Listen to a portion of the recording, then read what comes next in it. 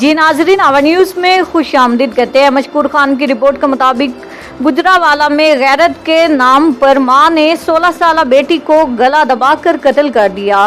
Police ने लाश को तहवील में लेकर पोस्टमार्टम के लिए अस्पताल मुंतकिल करके वालदा को गिरफ्तार कर लिया। थाना गिरजाक के इलाका गलाबाव खालिदवाला में मां ने अपनी 16 साल बेटी को मुबैना तौर पर गला दबाकर कत्ल कर दिया। पुलिस ने नश को तहवील में लेकर पोस्टमार्टम के लिए अस्पताल मुंतकिल कर दिया। पुलिस के मुताबिक मुलजमा शाहीन बीबी को अपनी बेटी के किरदार पर शक था, जिस पर उसने गला दबाकर बेटी को कत्ल कर दिया।